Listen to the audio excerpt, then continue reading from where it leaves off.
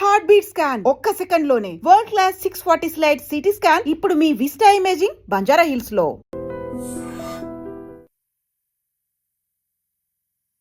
నమస్తే, welcome to I dream. నేను వలి. Cinema ఇండస్ట్రీలో ప్రస్తుతం ఎగ్జిబిటర్లకు అలాగే సినీ నిర్మాతలకు మధ్య వివాదం చిలికి గాలివాన్లా మారుతోంది.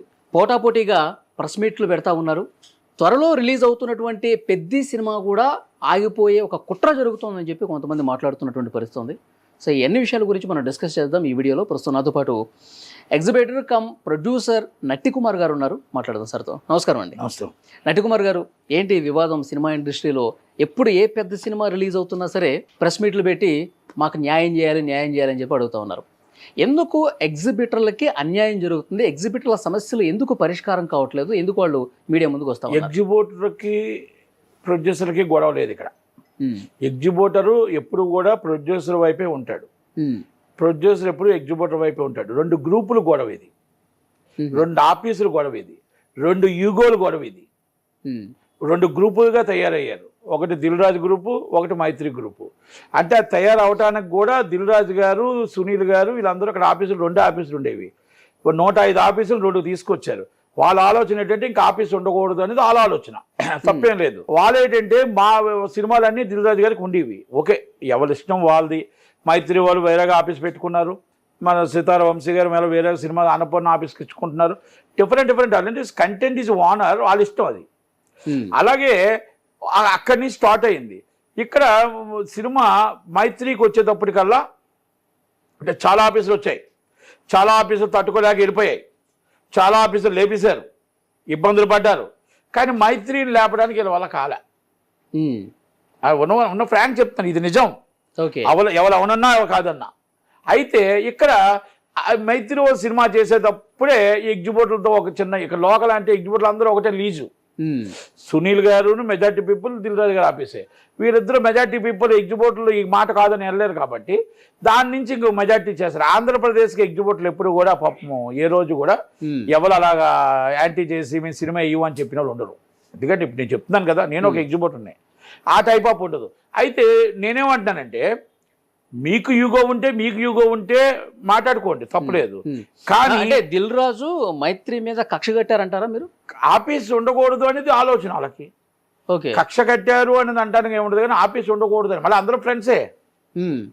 దిల్ రాజుకి మైత్రి రవి తమ్ముడే, నవీన్కి అన్నయ్య, అందరూ తమ్ముడులే, అందరూ అన్నదమ్ములే. మళ్ళీ అందరూ ఒకటే కాఫీ షాప్ కూర్చుంటారు, అందరూ గిల్ట్లో, మళ్ళీ అందరూ ఒకటే మెయిన్ గిల్ట్. వాళ్ళందరూ మళ్ళీ గిల్టే. వాళ్ళకే ఈ గొడవలు యూగోలు.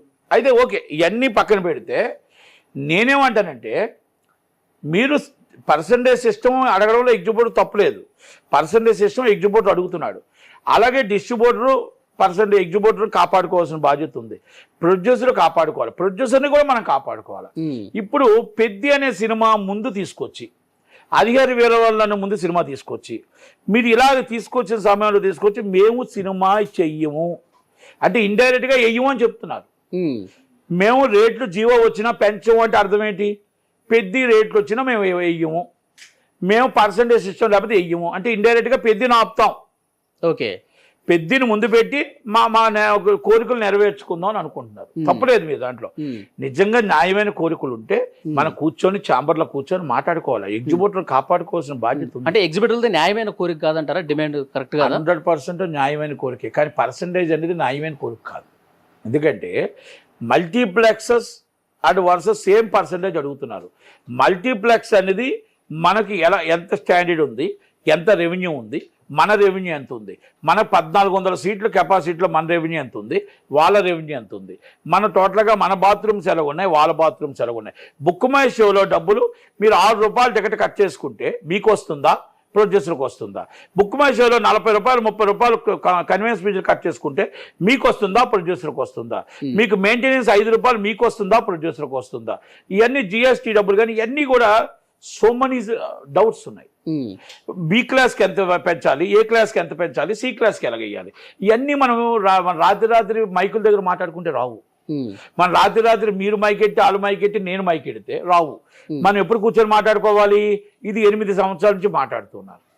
ఇది మాట్లాడుకొని ఒక కూర్చొని ప్రక్రియ, బాబు ఇదిగో ఈ పర్సంటేజ్ తీసుకోండి, ఏ క్లాస్, బి క్లాస్ ఇది తీసుకోండి, సి క్లాస్ ఇది తీసుకోండి, లేకపోతే ఇగో సి క్లాస్ హైలు తీసుకోండి, అదే మనం డిస్కస్ చేసుకొని మన ఛాంబర్ని కౌన్సిల్ని కూర్చొని మాట్లాడుకోవాలి.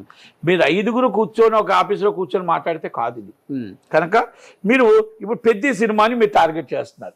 పెద్ద cinema use money already paid up the money use చేశాడు. ఆయన చేసేటప్పుడు ఆయన ఆలోచనతో ఏం చేశాడు, నాకు ఒక రేట్ వస్తుంది, నాకు ఒక రేట్ అమ్ముతాము, అభిమానులు ఈ సినిమా చూస్తారు, ఆ అభిమానులు 3 రోజుల్లో ఈ కలెక్షన్ వస్తుంది, అందుకే డిస్ట్రిబ్యూటర్కి ఈ రేటుకి అమ్ముతున్నాను, డిస్ట్రిబ్యూటర్ వచ్చి ఎగ్జిబ్యూటర్తో నాకు ఎంత డబ్బు వస్తుందని మొత్తం అంతా అయిపోయింది. పంపకాలు అయిపోయాయి. ఇక్కడ పంపకాలు అయిపోయి డిస్ట్రిబ్యూషన్ అయిపోయి May 4 రిలీజ్ అవుతున్న సమయంలో మేము రేట్లు పెంచాం, ఒక ఎఫెక్ట్ కొట్టారు. మేము పర్సంటేజ్ సిస్టమ్ ఉంటేనే వేస్తాం అంటే 2 ఎఫెక్ట్ కొట్టారు. ఈ 2 ఎఫెక్ట్ ఎంత తగులుతుందో తెలుసా, దాదాపు 100 కోట్లు ఎబో నష్టం వస్తుంది. ఓకే, అప్పుడు పరిస్థితి ఏమొస్తుంది, సినిమా ఆగిపోయే పరిస్థితి వస్తుంది. ఒక నిర్మాత ఎక్కడి నుంచి కట్టగలుగుతాడు డబ్బు? అది ఇప్పుడు ప్రేక్షకుడు సినిమా బాగుంటే చూడటానికి రెడీగా ఉన్నాడు. ప్రేక్షకుడు రేటు పెరిగింది, రేటు బాగా పెంచారు లేకపోతే తగ్గారు అంటే బాగులేకపోతే చిన్నప్పుడు ప్రేక్షకుడు చూడడం. అయితే సింగిల్ స్క్రీన్ థియేటర్ల సమస్యలు పరిష్కారం కావాలంటే ఆ ఒత్తిడి అనేది ఎక్కువ ఉన్నప్పుడే పరిష్కారం అవుతాయి కదా, ఆ ఆలోచన. తప్పు. మీరు ఎవరి మీద పెడతారు ఆ ఒత్తిడి? అంటే పెద్ద సినిమా మీద పెడతారా? రామచరణ్ గారు ఏమైనా బాకీయా, లేకపోతే మీకు చిరంజీవి గారు ఏమైనా బాకీ? మెగా ఫ్యామిలీ మీద మీ టార్గెట్ ఏంటి? హరిహర పవన్ కళ్యాణ్ గారి టార్గెట్ ఏంటి? మీకు ఇంకో సినిమా రాలేదా? ఏం వచ్చాయి కదా సినిమాలు, ఏం మరి అప్పుడు లేవు ఒత్తిడి లేదా మీకు? అక్కడ సినిమా రిలీజ్ అయినప్పుడు ఒత్తిడి లేదా? వార్ 2 చేసేటప్పుడు ఒత్తిడి లేదా? రాజాసాబ్ చేసేటప్పుడు ఒత్తిడి లేదా? అంటే మీ డిస్ట్రిబ్యూషన్ కాబట్టా? మీ డిస్ట్రిబ్యూషన్ కాబట్టా? సంక్రాంతికి వస్తున్నప్పుడు ఒత్తిడి లేదా మీకు? మీ ఆఫీస్ నుంచి మొదలు పెట్టాలి. మీకు మన ఆఫీస్ నుంచే మొదలుపెట్టి నాదే మొదలు పెడుతున్నానని చెప్పాలి కదా. నేనేమంటున్నానంటే మీకు మెగా ఫ్యామిలీతో వ్యక్తిగతంగా ఏమైనా ఉందా? మెగా ఫ్యామిలీతో మీరు ఇప్పుడు మీకు ఏమైనా ఇబ్బంది కలిగిందా? మీరు ఎంతమందిని వెనకేసుకొచ్చారు. ఒక ఎగ్జిబ్యూటర్ పెద్ద సినిమా అయినని చెప్పమానండి. మీరు పర్సంటేజ్ సిస్టంలోనే ఇవ్వద్దు అంటున్నారు కదా. ఓకే, యాక్చువల్ నిన్న ఏషియన్ సునీల్ గారు కూడా లెక్కలు సహా చెప్తున్నాడు కదా, చిన్న థియేటర్లు, సింగిల్ స్క్రీన్ ఉన్న థియేటర్లు ఎంత లాస్ అవుతున్నాయి అని చెప్పి ఆయన మాట్లాడుతూ ఉన్నారు కదా. ఏమండి, ఎంత లాస్ అవుతున్నాయి అని ఆయన చెప్తున్నాడు కదా. ఇప్పుడు ఒక సినిమాని మీరు పర్సంటేజ్ సిస్టమ్ వెయ్యాలి అంటే, మీకు సింగిల్ స్క్రీన్లు వెయ్యాలి అంటే, మరి ఆయన ప్రొడ్యూసర్ కదా, ఆయన సినిమా అప్పుడు స్టార్ట్ చేయొచ్చు కదా. మొన్న డకాటి చేశాడు కదా, మరి ఆయన సినిమాతో స్టార్ట్ చేసి ఉంటే బాగుంది కదా ఉదాహరణకి. లేకపోతే ఆయన డిస్ట్రిబ్యూటరే కదా, ఆయన ఎగ్జిబ్యూటరే కదా. అంటే నేనేమంటున్నానంటే తెలంగాణ ఛాంబర్ ప్రెసిడెంట్ కదా. మరి మీరు కూర్చొని మాట్లాడి ఇది డిసైడ్ చేయండి అని పెద్దలు. మీరు ఎవరంటే 10 మందే కదండి సినిమాలు తీసేవాళ్ళు, 10 మందే కదండి డిస్ట్రిబ్యూషన్ చేసేవాళ్ళు, 10 మందే కదండి ఎగ్జిబ్యూటర్ లీజులో ఉన్నవాళ్ళు. మీరే కొట్టుకొని ఇప్పుడు రోడ్డు మీదకి వచ్చి మా హీరో సినిమాని ఆపుతానంటే మాకు ఎలా ఉంటుంది? బాధ అనిపించదా? ఇప్పుడు మీరు అడుగుతుంది మా హీరో సినిమాని ఇబ్బంది పెడితే బాధ అనిపించదా అని అడుగుతున్నా. ఓకే, మీరు ఇంతకుముందు ఒక మాట అన్నారు 8 సంవత్సరాల నుంచి ఈ సమస్య ఉంది అని. మరి ఎందుకని సార్ ఇంతవరకు సినిమా పెద్దలు కూర్చొని అసలు భవిష్యత్తులో ఇలాంటి సమస్య రాకూడదని చెప్పి శాశ్వత పరిష్కారం అలాగే లేదు. ఇప్పుడు మీరు రోడ్డు మీద ఒక ఒక యాక్సిడెంట్ జరిగింది అనుకోండి, ఆర్టీఓలు మొత్తం జల్లిని పట్టినట్టు పడతారు 5 రోజులు. 6వ రోజు అస్సలు కనపడరు, మళ్ళా యాక్సిడెంట్ అప్పుడే కనపడతారు. అవునా? ఫైర్ సర్వీస్లో ఒక్క ఫైర్ జరిగింది అనుకోండి, మొత్తం జల్లి పెడతారు, నీ కాగితాలు ఉన్నాయని. మా వాళ్ళు కూడా అదే పరిస్థితి. పెద్ద రిలీజ్ అయిపోయిందంటే మరుసటి రోజు పక్కన పెట్టేస్తారు. నేనేమంటున్నానంటే 6 నెలలు పెట్టుకోండి, జనవరిలో నుంచి పెట్టుకోండి, మీరు అన్ని కరెక్ట్గా చేసుకోండి. ఇప్పుడు కూడా ఎగ్జిబ్యూటర్ని ఇబ్బంది పెట్టద్దు. ఎగ్జిబ్యూటర్కి ఏ విధంగా ఇవ్వాలి, ఈ పెద్ద సినిమాకి ఏ విధంగా కొంచెం హైప్ చేయాలి, బెనిఫిట్స్లోకి మనం మల్టీప్లెక్స్కి ఇస్తున్నట్టు ఏ విధంగా కొంచెం పెంచాలి, ఏ విధంగా చేయాలి, అంతా తాత్కాలికంగా మనం అంతా చేసుకొని ముందు రిలీజ్ పెడదాం. ప్రొడ్యూసర్ని ఆలోచిద్దాం, డిస్ట్రిబ్యూటర్ని ఆలోచిద్దాం, ఎగ్జిబ్యూటర్ని ఆలోచిద్దాం. మనం ఈ ప్రాబ్లం సాల్వ్ చేయడానికి కూర్చోవాలి. మైకుల మీద కూర్చుంటే అవ్వదు. ఇప్పుడు నేను మైక్ పెడతా లేకపోతే ఇంకోళ్ళు మైక్ పెడితే అవ్వదు. ఇదన్నీ ఆలోచించి సినిమా రిలీజ్కి ఇబ్బంది కలగనివ్వకుండా జనవరి 7 నుంచి మీరు ఏమనుకుంటున్నారో అది అమలు చేద్దాం. ఏ క్లాస్ ఎంత, బి క్లాస్ ఎంత, సి క్లాస్ ఎలా చేద్దాం, ఇవన్నీ మాట్లాడదాం. ఒక్కొక్క డిఫరెంట్. ఇప్పుడు సి క్లాస్లో మీరు మాట్లాడుతున్న మాటల ప్రకారం ఎలాగెళ్తుంది, ఒక థియేటర్కి నాకు తెలిసి మీ 1400 కెపాసిటీ ఉన్న థియేటర్ అనుకోండి, దేవిసేవ అంటే అమ్మమ్మ, వారానికి ఇప్పుడు ఇలాగ పర్సంటేజ్ చేసి 60 లక్షలు తేడా వస్తుంది. రేట్లు పెరిగితే, రేట్లు పెంచి అమ్మితే 60 తేడా వస్తుంది, 50 నుంచి 60 తేడా వస్తుంది. అలా మనం మొత్తం 408 థియేటర్లు ఉన్నాయి. అలాగే ఆంధ్రప్రదేశ్లో 1600 థియేటర్లు ఉన్నాయి. మరి ఎంత తేడా వస్తుంది? నిర్మాత ఎంత తేడా, డిస్ట్రిబ్యూటర్కి ఎంత తేడా వస్తుంది, ఏరియా నుంచి ఎంత తేడా వస్తుంది? మీరు చెప్పండి నాకు. ఓకే, ఇప్పుడు ఇవన్నీ నేను ఏమంటున్నా అంటే ఎగ్జిబిటర్ బాగుండాలి. మనం అంత అబ్నార్మల్ రెంట్ ఎంత అక్కడ దేవీస్ ఏమంటాం 7 లక్షలు అంటే 8 వేసుకుందాం పోనీ. 7-8 లక్షల్లో ఉన్న రెంట్కి 60 లక్షలు అంటే 52 లక్షలు తేడా వస్తుంది. మన అలాంటప్పుడు మనం ఏదైనా ఇప్పుడు ఒక రాత్రి ఆ 8 వచ్చి 70 లక్షలు అవ్వదు కదా. 8 లక్షలది 10 లక్షలు అవుతుంది, 12 లక్షలు అవుతుంది, 13 లక్షలు అవుతుంది. కరెక్ట్. రాత్రి మీరు 8 లక్షలది 50 లక్షలు అవుతుందా? ఇది కరెక్టా? ఇది న్యాయమా? ఆ ప్రొడ్యూసర్ ఏమవ్వాలి? ఆ డిస్ట్రిబ్యూటర్ ఏమవ్వాలి? ఇప్పుడు అయిపోయింది అంత మొత్తం టోటల్గా పంపకాలు అయిపోయాయి. పంపకాలు అయినప్పుడు మాట్లాడడం కరెక్ట్ కాదు అంటాను నేను. మీరు ఇప్పుడు మాట్లాడుకొని మీకు ఏ పర్సంటేజ్ కావాలి, బి ఏం కాదు, ఇలా అన్ని మాట్లాడుకొని సెట్ చేసుకొని సంసిద్ధంగా ఉన్నారు వాళ్ళు. అందరూ ఉన్నారండి. ఏబీసీ అందరూ ఉన్నారండి. ఎవ్వరు ఇక్కడ ఇబ్బంది లేదండి. ఎగ్జిబిటర్ ప్రొడ్యూసర్ ఎప్పుడు కూడా ఎగ్జిబిటర్ కాదండి. సింగిల్ స్క్రీనర్ ఉంటేనే అందరూ బాగుండాలని కోరుకుంటాం. నేను కూడా ఎగ్జిబిటర్నేనండి. డిస్ట్రిబ్యూటర్ బాగుండాలండి. వాళ్ళు కూడా అందరూ పాపం వాళ్ళు కూడా ఆధిపత్య పోరు తప్ప ఇది నిజమైన ఎగ్జిబిటర్ ఎవరు కూడా ఈ సినిమా పెద్ద ఎయ్యను అని చెప్పలేదు. ఏమంటే మాకు 4 వారాలు రెంట్లు వచ్చాయండి వరప్రసాద్. మళ్ళా సినిమా వస్తే పెద్ద రెంట్ వస్తుందండి. వాటి కోసం ఆలోచిస్తాం కానీ మేము ఇవన్నీ ఎలాగో ఆలోచిస్తాం చెప్పండి. మీరు అలా ఒక్క నిమిషం ఆలోచించండి. అంతే తప్ప మీరు పెద్ద సినిమా ఆపాలని ఒక టార్గెట్తో ఇండైరెక్ట్గా ఇంటర్నల్గా చిరంజీవి గారి మీద అయినా టార్గెటా, రామ్ చరణ్ గారి మీద టార్గెటా నేను అడుగుతున్నా. ఎగ్జిబిటర్ లేదు, ఎగ్జిబిటర్ లేదు, ఇది ఎగ్జిబిటర్ లేదు. మాట్లాడుతున్నా రావచ్చు. మీకు నిన్న రవి గారు చెప్పారు కదా, మైత్రి రవి గారు ఏం చెప్పారు? గేమ్ చేంజర్ నుంచి మీరు ఈ సినిమాల దాకా మీకు లేని బాధ ఇప్పుడు మేము చేస్తున్న సినిమాలకే మీకు ఎందుకు వస్తుందని అడిగాడు. దాని ఆన్సర్ చూడండి. అది తెలుసు అందరికీ. ఇంకా మేము చెప్పాల్సిన 10 సార్లు మేము చెప్తే మాకే సిగ్గేస్తుంది. కనుక నేనేమంటున్నానంటే సినిమా ఆపాలి అనుకోవడం మీ వల్ల కాదు. సినిమాని ఎయ్యును అనే థియేటర్ నాకు తెలిసి ఎగ్జిబిటర్ లేడు. 3వ తారీఖు నైట్ ఒకవేళ ఇది కంటిన్యూ చివరి వరకు కంటిన్యూ అయితే ఏంటి పరిస్థితి? ఏమైనా అటు సూర్యుడు ఇటు వచ్చినా, ఇటు సూర్యుడు అటు వచ్చినా, అది వచ్చినా 3వ తారీఖు నైట్ మొత్తం థియేటర్లో పడతాయి. ఫస్ట్ అగ్రిమెంట్ సునీలే చేస్తాడు. మీరు రాసుకోండి. ఇది చరిత్ర. రాసుకోక మీరు అగ్రిమెంట్ సునీల్ చేయకుండా సునీల్ థియేటర్లో సినిమాలు ఆపితే పర్సంటేజ్ సిస్టమ్ అవ్వదు. ఆ సిస్టమ్ మీద ఒప్పుకోరు. ఇప్పుడు ఒప్పుకోరు. కంపల్సరీ ఫ్యూచర్లో 100% అవుతుంది.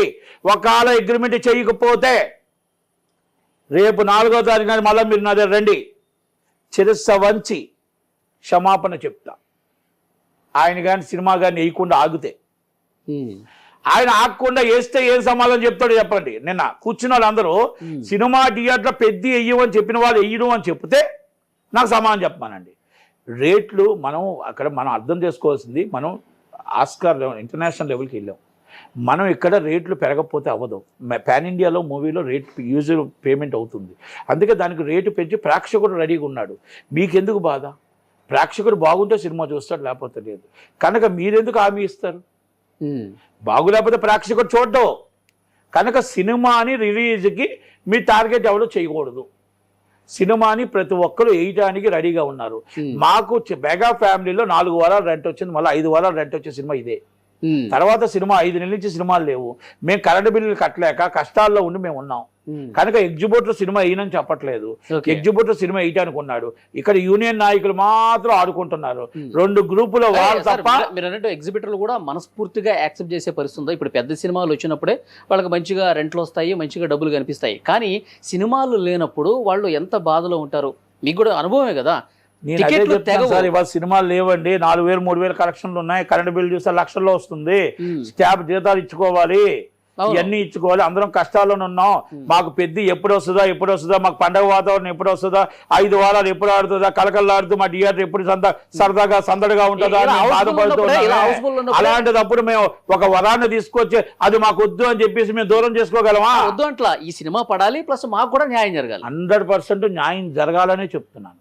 న్యాయం జరగాలి. అది ఎలా జరగాలి న్యాయం అంటే, మనం అందరం కూర్చొని మనం ఇప్పుడున్న తాత్కాలికంగా ఎగ్జిబిటర్కి న్యాయం చేసి శాశ్వతంగా జనవరి నుంచి మనం ఏదైతే అనుకుంటున్నాం పర్సంటేజ్లు ఆ సిస్టమ్ జనవరి 2027 నుంచి వచ్చే విధంగా ఇప్పుడు ప్రొడ్యూసర్ కూడా ప్రిపేర్ అయ్యే విధంగా మనం అన్ని కూడా మాట్లాడుకొని ఛాంబర్ కౌన్సిల్లో మాట్లాడుకుంటూ అవుతుంది తప్ప మీరు మైక్ పెట్టి తిట్టుకోవడం వల్ల ఈ సినిమా అభిమానులకు కోపతాపాలు తెప్పించడం తప్ప ఈ సినిమా ఆగిపోద్దేమో అని ఒక భయభ్రాంతులు తప్ప సోషల్ మీడియాలో ఇబ్బంది తప్ప పెద్ద రామ్ చరణ్ అభిమానులు ఇబ్బంది పెట్టడం తప్ప మీకు మెగా అభిమానులు ఇబ్బంది పెట్టడం తప్ప మీకు ఏమైనా న్యాయం జరుగుతుందా? మీరిద్దరూ ఇక్కడ పెడితేనే ప్రెస్ మీట్లో నేను ఎక్కడో తేడా వస్తుంది అభిమానుల్లో ఒక భయాందోళన వస్తుందన్న ఉద్దేశంతో నేను రావాల్సి వచ్చింది తప్ప మీరిద్దరూ ప్రెస్గా రాకపోతే నేను రాను. మీరు ఛాంబర్లో కూర్చుంటున్నారు, రోజుకి మాట్లాడుకుంటున్నారు, రోజుకి వెళ్తున్నారు, రోజుకి టీ తాగుతున్నారు, కాఫీ తాగుతున్నారు, డిస్కషన్ చేసుకుంటున్నారు, ఇవాళ ఫైనల్ అంటున్నారు, రేపు మార్నింగ్ వచ్చి నో అంటున్నారు. అది మీ తప్పు.